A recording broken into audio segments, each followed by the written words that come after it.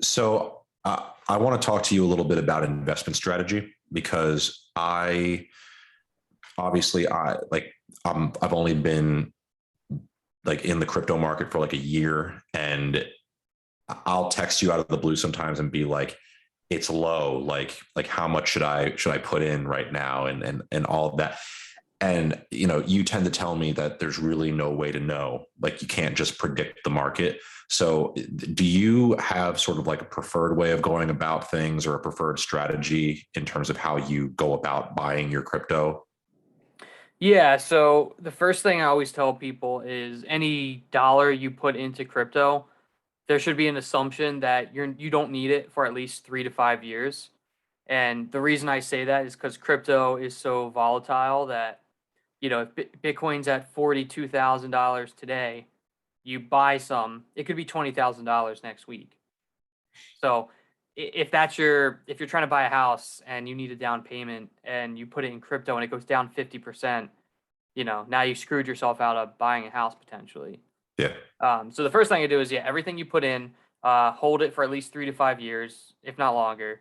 Um, but the next thing you want to do is, so you have, let's say, $10,000 and you want to put it into Bitcoin.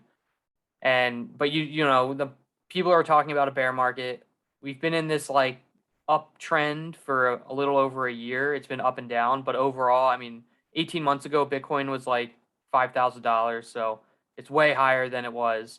Um, Now, does that mean it's going to go down to 20 or 10 again? I don't know. I'm not going to pretend to know. But what I could do is advise on how someone could buy the safest way possible. And when I mean safe, I mean you're protecting yourself as best as you can from any crazy price fluctuations. And Okay. what you do is you do what's called dollar cost averaging. So again, let's use this $10,000 number again. Again, it's what if you can only do 5,000 or 100 or 1,000, it doesn't matter. But instead of buying $10,000 worth of Bitcoin today and hoping you got in a good price, you can buy, let's say, $1,000 every week for 10 weeks, or $500 every week for 20 weeks. The interval is up to you. But the reason you do it is to protect yourself from price fluctuations. Got it. So you're essentially just committing to putting the same amount of money in every week or 2 weeks or whatever your interval is, regardless of what the price is. And you're you're basically thinking, I'm either going to get it, I'm trying to get it around what I could get if I put all of it in right now, but I'm sort of hedging my bet against losing a ton, even if there is the reward of gaining a ton. Yeah, and the purpose is, so again, you're holding it for 3 to 5 years. You want to ensure that you're buying at the best price you can. Um, Even if 10 years down the line, if Bitcoin's $1 million, whether you bought at 40,000 or 20,000 or 100,000, you're still going to be up a lot. But if you buy at 20,000 versus 40,000, you've bought twice as much Bitcoin for Mm-hmm. the same amount of money. So you want to just protect yourself. But I can share my screen. I have a little Excel document that kind of shows two Okay. scenarios. Um, so if we look at my Excel spreadsheet, I have two scenarios. The first one, scenario one, is comparing buying $10,000 worth of Bitcoin right away versus buying $1,000 every week for 10 weeks. And in this column where it says price, I just created random prices. But the trend for this first scenario is that Bitcoin kind of slowly trickles down. So it starts at 40,000. So scenario one, you buy your $10,000, which is 0.25 Bitcoin, and you basically hold. So at the end of 10 weeks, you still have 0.25 Bitcoin. The dollar cost average method, that first week you buy 1,000 at $40,000. The next week you buy $1,000 at $45,000. But then as the weeks go by, you can see 42, 38, 32, 28, 25.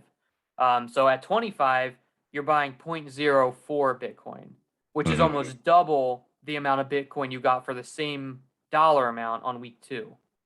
Right. So then at the end of 10 weeks, if you just bought it in week 1, you have 0.25 Bitcoin.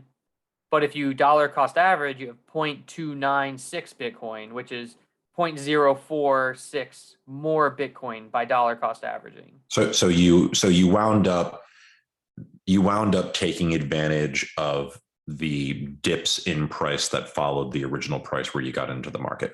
Yeah, and this is a scenario where we would be going into a bear market where Bitcoin just slowly trickles lower and lower. Mm-hmm.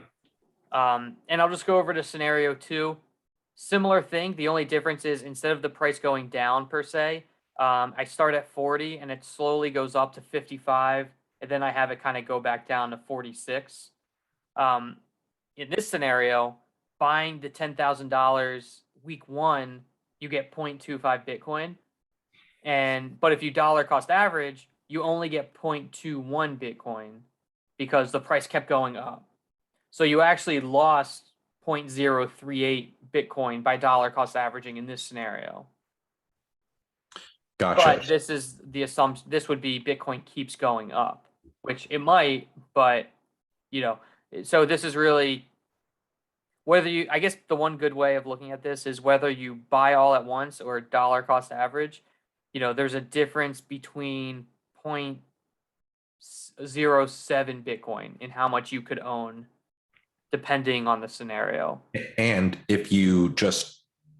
but let's say that you did another 10 weeks, the scenario 2, you might be minus 0.03 for the first 10, but you might be plus 0.03 for the next 10, and you'll be right back on track. Yeah, in this table, I only did it for 10 weeks. Just Right. This was like a scenario. You have $10,000 right now, and you just want to put it in crypto. What a lot of people do is every paycheck they put in $300-400 in, so they're dollar cost averaging every paycheck. That's more realistic or more feasible, I think, because every paycheck you're going to have X number of dollars left over, hopefully. But the point here is if you buy in week 1, it's $40,000, but then by week 7, it's at 25,000, and you're like, oh, like my $10,000 is now worth 5,500 only 2 months later. So again, if you've been in crypto a while, like I have, like 5 years, that wouldn't phase me. But I don't know, someone like yourself or someone who it's their first $10,000 into crypto, you don't want to see it go down, almost 50% in a couple months. Yeah, and I mean, like I think I mentioned the term hedging your bet earlier. Even if you just think of it in like a true like sports betting analogy, if anyone's ever bet on sports before, it's like you could gamble, like you and me, we're pretty confident Bitcoin's going to go up in the long term, right? But we also might be pretty certain that in week 1 of the NFL season, there's going to be a really good team that's likely to beat a really bad team.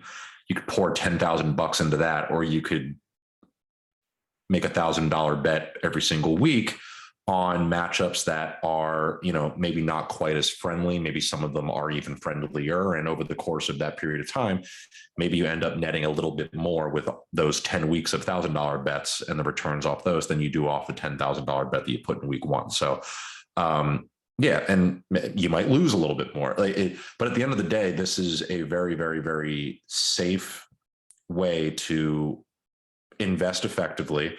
And it's also a very, very good way to just commit to the long-term nature of your investment, I think, because 1, you're going to be rolling with the punches of the ups and the downs of like what just generally exists in markets like this. And then on top of that, you can feel assured in knowing that you're at least getting back somewhere around the returns that you're looking for over the course of that long period of time where, like you said, you need to be willing to just let it go for that certain time period. Yeah. And, again, assuming you're waiting at least 3 to 5 years, it really doesn't matter whether you buy right now or you dollar cost average. But dollar cost averaging is I think a safer way in the short term to protect your value of your dollar. just to protect you from any crazy crashes. Because then what you could do is, let's say you're buying $1,000 a week, but then Bitcoin goes to $15,000. It's just a huge crash over the course of a week. Well, maybe you buy $2,000 that week instead. Right. And then if it goes back up to 30, then okay, I'm not going to buy this week because it went up really high, and we'll see. You can kind of play around with it, but again, for a more average investor, you want to think as little as possible. You just want to do something that increases your odds or reduces your risk, increases your chance of success, and by dollar cost averaging, that should protect you, at least in the short term. Long term, again, if you believe in crypto, then 5 years from now, we might laugh at these prices. Yeah, but I think, it's definitely, so I've sort of done, I think, like a variation on this, kind of under your guidance, obviously, because you've been kind of the guru for me throughout this whole thing. But like, I tend to think of things in terms of putting in my DCA, and then when you get, usually my number is right around like 25%. If there's like a 25% dip in the market, I might make like an additional payment that's sort of off the DCA schedule, just to add a little bit more and see if I could increase my gains, just because, again, I believe in the long-term nature of it. But those little 5% dips, 10% dips, I tend to just ignore those and just let the dollar cost averaging sort of pay off over the course of the long term.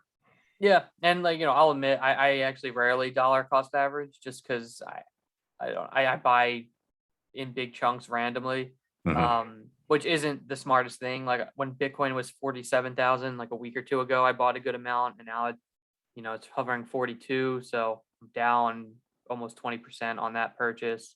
Ethereum, I bought a lot at like 38 and at 42 or 4,200, and now it's like 3,200. So short term, I'm down, but that was money that I basically converted it out of fiat for the long term. Yeah. So, and again, like, it's a matter of what you believe. It's a matter of how you choose to hedge your own dollar against, whatever inflation and growth in markets that you're going to see. So it's all personal decision, but I think this is I do a little bit of dollar cost averaging with like the S&P 500 indexes, just because if you look at like historically, like over 5-year periods, there tends to be anywhere from like 150 to 250% increases in the S&P indexes. So if I just think about dollar cost averaging over the course of a 5-year period, I'm almost guaranteed to be up by a significant chunk of change. So like, again, crypto is a little bit more volatile than, the S&P and some of those like FTechs, like a lot of those big indexes that follow the top 10s. But at the same time, it's sort of the same process. And if you believe in the long-term value of it, it should be no difference in terms of the way you attack it. Yeah, definitely. And the dollar cost average, not specific to crypto. You do in any type of investing. Yep. So it's cool though. But good advice. And again, hopefully some of the YOLO buys from recent end up paying off a little bit more, then we can get back on schedule. Yeah, I'd give it a couple years, but we'll see. Yep. Sounds good.